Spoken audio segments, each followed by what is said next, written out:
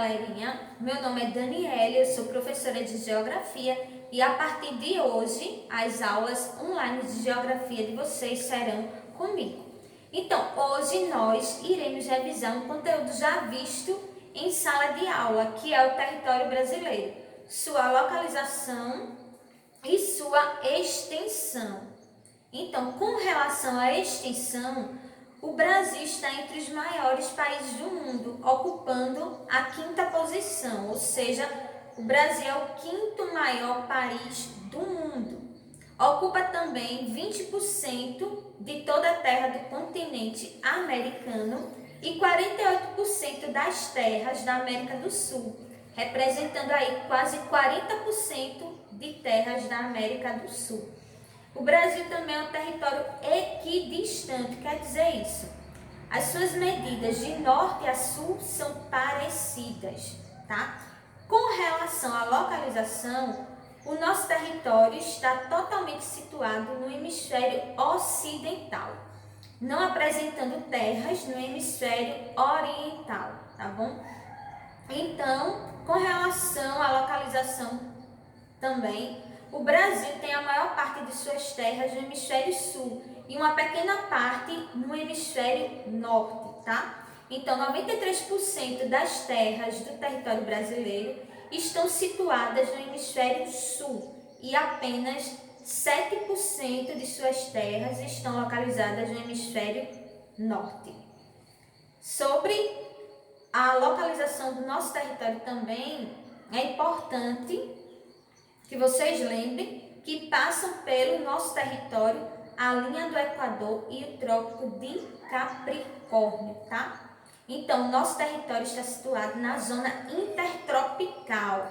Intertropical e ainda tem algumas partes do nosso território que estão localizadas na zona temperada, tá? Então, uma parte está localizada na zona intertropical, por isso, em algumas partes do nosso território, é mais quente, chove pouco. E na zona temperada, as temperaturas são mais amenas, são mais frias. Então, uma parte do nosso território que fica na zona temperada são os estados aí da região sul do Brasil, tá? Então, a zona temperada está localizada ali na parte da região sul do Brasil. Por isso, lá as temperaturas são amenas.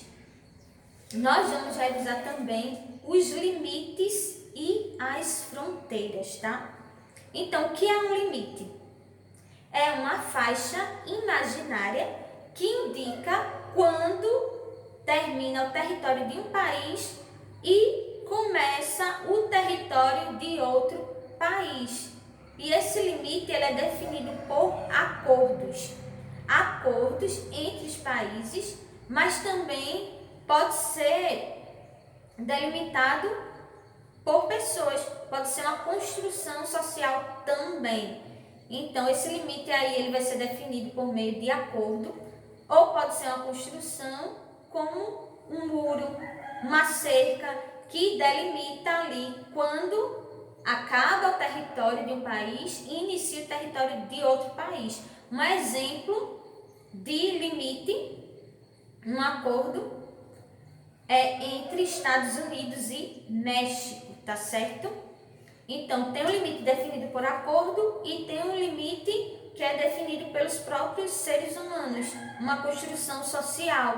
Um exemplo aí do México e os Estados Unidos é aquele muro que separa o território mexicano do território estadunidense. Então, isso que é o limite.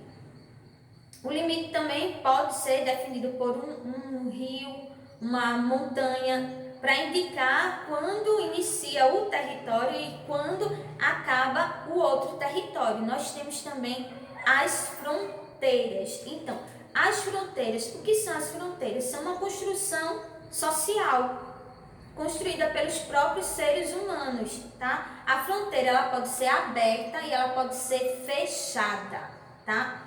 Então, o que é uma fronteira aberta? Quer dizer que eu não preciso me identificar para conseguir ingressar em outro país. Um exemplo são os uruguaios.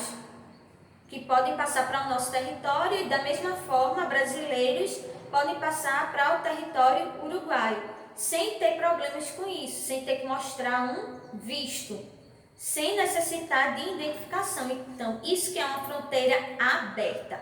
Temos outro exemplo de fronteira aberta aqui no Brasil, que é a Ponte da Amizade, que é uma fronteira entre Brasil e Paraguai, tá? Fica lá no Paraná. Então, tem a fronteira aberta que separa o Brasil do Paraguai. Então, as pessoas passam nessa fronteira livremente, tá? E temos a fronteira fechada. Então, na fronteira fechada, a circulação de pessoas depende de um visto ou de um passaporte. Então, não há a livre circulação de pessoas como na fronteira aberta. Se eu quiser ingressar em outro país, eu tenho que mostrar um passaporte ou um visto. Que seria esse visto? Seria uma autorização dos governantes daquele país que eu quero ingressar para eu conseguir ingressar nesse país. É o que acontece nos Estados Unidos. Para uma pessoa conseguir ingressar lá, ela tem que ter um passaporte e um visto. E é o que acontece na maioria dos países. Então, relembrando, nós temos dois tipos de fronteiras: fronteiras abertas e fronteiras fechadas. Na fronteira aberta, eu não preciso me identificar, ocorre a circulação de pessoas livremente. E na fronteira fechada, não há livre circulação de pessoas. Para eu conseguir ingressar naquele país, eu necessito de um visto ou de um passaporte, tá certo? Espero que não tenha ficado nenhuma dúvida. Tchauzinho e até a próxima aula.